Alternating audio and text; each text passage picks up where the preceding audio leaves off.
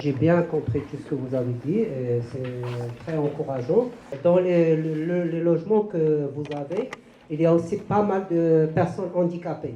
Et vous avez oublié de trouver une association pour les personnes handicapées. Dans la charte de relogement que les partenaires ont signée, on commence à signer ce soir, il est écrit concrètement, très textuellement, qu'on commencera, en termes de priorité, ce seront les gens qui sont en situation de dépendance, de problématiques particulières identifiées, qui seront rencontrés les premiers, pour qu'on puisse justement apporter une solution au plus vite aux personnes les plus fragiles.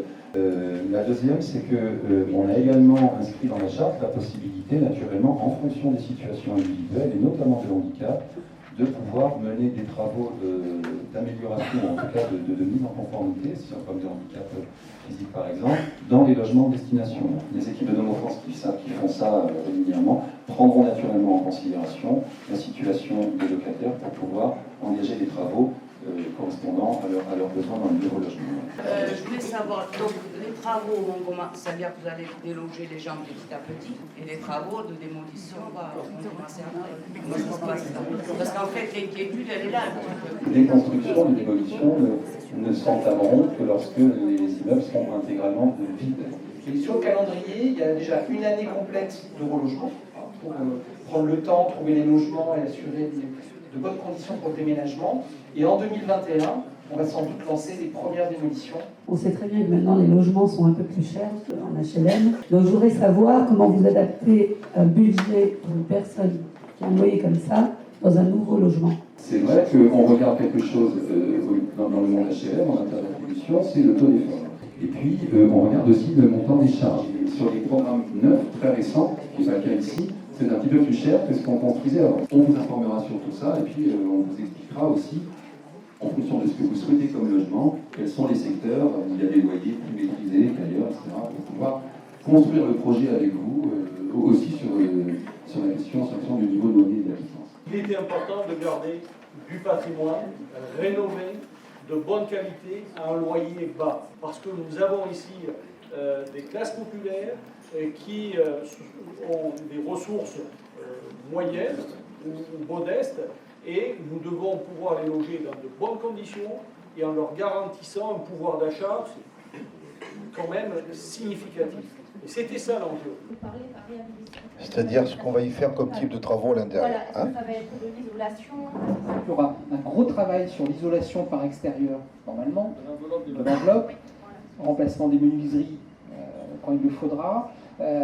Donc ça, c'est l'enveloppe du bâtiment, donc justement pour améliorer le confort. Donc il y aura sans doute des travaux liés à la ventilation, ça c'est sûr, c'est le menu de base. Après, il y a un gros travail à faire dans les logements. Donc il y a des questions sur l'électricité, reprendre, rajouter peut-être des prises, moderniser votre logement. Il faut que l'usage du logement réponde au mode de vie du moment pour les 25 ans qui viennent. Moi, je voudrais savoir si on propose un logement, est-ce qu'on avait la possibilité, si on ne convient pas, de refuser? Personne n'est contre à quoi que ce soit. L'idée, c'est qu'on retrouve quelque chose qui vous convient. Et ça va être votre plaisir. Parfait, merci.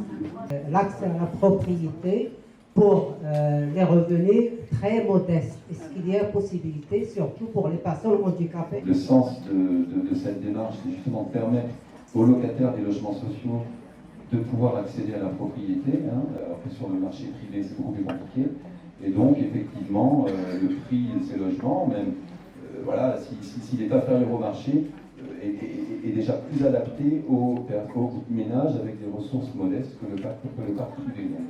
Dans ce sens-là, oui, tout à fait. Pour les personnes handicapées, l'AH n'est pas reconnue pour avoir des crédits. Nous, on n'est pas une banque, c'est pas nous qui pouvons vous prêter de l'argent, nous on vend des logements, mais c'est pas nous qui pouvons vous financer. Alors, nos équipes de force de vente, les vendeurs, peuvent tout à fait vous aider, vous donner des conseils pour optimiser votre financement en fonction de la configuration de vos ressources. La Caisse d'allocation familiale dispose de travailleurs sociaux qui sont très impliqués sur ce territoire et qui, en tant que besoin, vous accompagneront. Quand on a des opérations nouvellement urbaines comme ça, L'inquiétude, c'est de se dire comment ça va se passer, qu'est-ce qui va m'arriver, quand, comment, est-ce que ça va bien se passer, est-ce que je ne vais pas avoir de difficultés. En tout cas, Aidons France et la Caisse d'allocation familiale et moi-même ferons tout ce qui est en notre pouvoir pour que les choses se passent le mieux possible pour vous, que vous soyez les plus rassurés possible et que vous ayez une bonne vision de la façon dont les choses vont dérouler.